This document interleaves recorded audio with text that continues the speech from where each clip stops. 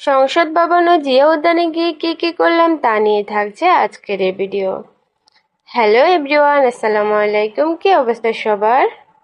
আজকে আমরা চলে আসলাম সংসদ ভবনের এখানে, তারপর এখান থেকে জিয়া উদ্যানে যাব। তো আমরা প্রথমে চলে আসলাম সংসদ ভবনের এখানে।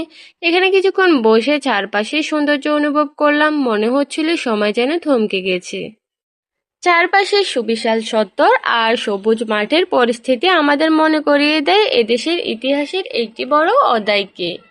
এই বিকেলে সংসদ ভবনের সবুজ চত্বরের পাশ দিয়ে গেছে সময়টা যেন থমকে গেছে। আমার ছোট্ট মুনতাসির আর খিলখিল হাসিতে চারপাশ মাতিয়ে হেঁটে চলছে, আর আমরা তখন ধীরে ধীরে এগিয়ে যাচ্ছি জিয়া উদ্যানের দিকে। প্রতিটি পদক্ষেপ মিশে আছে এক টুকরো আনন্দ আর স্মৃতির এক ক্যানভাস। এদিকে মুনতাসির কোলে উঠতে চায় না, সে একা একা হাঁটবে, তাই তাকে একা একা হাঁটতে দিয়েছি। সে একা একা নিজের মতো করে হাঁটতেছে। সংসদ ভবন দেখার পরে আমরা চলে আসলাম জিয়া উদ্যানের দিকে। এখানকার ঠান্ডা প্রকৃতি, লেকের ঠান্ডা বাতাস সত্যি মন জুড়িয়ে দেওয়ার মতো। লেকের দিকে তাকালে চোখ জুড়িয়ে যায়। টলটলে জলের অপরূপ সৌন্দর্য সত্যিই মনকে প্রশান্তি দেয়। বিকেল গড়াতে গড়াতে জিয়া উদ্যানের লেকের পাড়ে এক অন্যরকম শান্তি নেমে আসে। মৃদু বাতাসে গাছের পাতাগুলো যেন ফুসফুসে কিছু বলছে, আর শান্ত জলের বুকে সূর্যের শেষ আলো খেলা করে।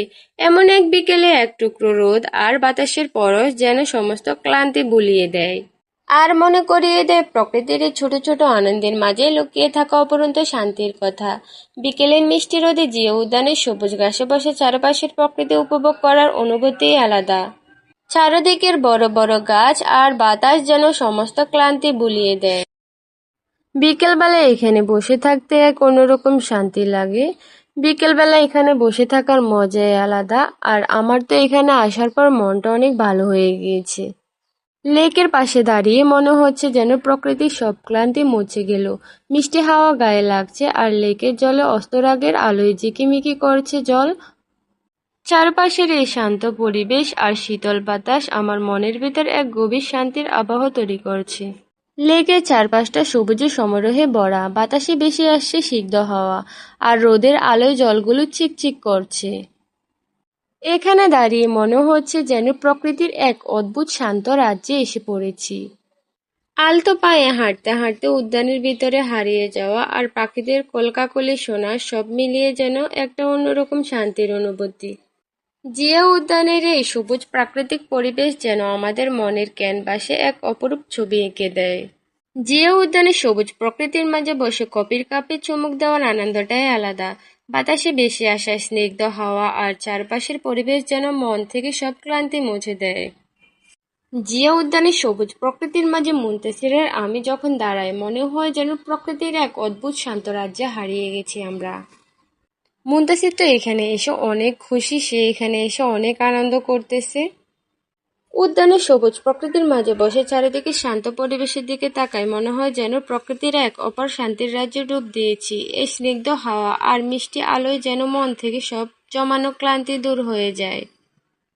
এখানে বিভিন্ন ফটোগ্রাফাররা থাকে ছবি তোলার জন্য, আপনারা চাইলে ওনাদের হাতে এখানে ছবিও তুলতে পারবেন। বিকালবেলা এখানে অনেক মানুষ ঘুরতে আসে সময় কাটানোর জন্য, আবার কেউ আসে আড্ডা দেওয়ার জন্য। আমরা উদ্যানের ঠিক সেই জায়গায় গিয়ে উপস্থিত হলাম যেখানে রয়েছে শহীদ রাষ্ট্রপতি সাবেক প্রধানমন্ত্রী খালেদা জিয়ার মাজার। শান্ত এবং গম্ভীর পরিবেশের মধ্যে তাদের সমাধিস্থল আমাদের মনে শ্রদ্ধার ভাব জাগিয়ে তোলে। এখানে বিভিন্ন নেতাকর্মীরা শ্রদ্ধা জানাতে আসে তাদেরকে। উদ্যানটি ঘুরে দেখার পরে এখন সন্ধ্যা হয়ে গিয়েছে। আমরা এখন চলে আসলাম মেট্রো রেলের পাশে। এখানে মুনতাসির ছোট্ট একটা গাড়ি নিয়ে দুষ্টুমি করতেছে। তো আমরা এখন বাসায় চলে যাব। তো আজকের ভিডিওটা এখানেই শেষ করছি। সবাই ভালো থাকবা, সুস্থ থাকবা। আল্লাহ হাফেজ।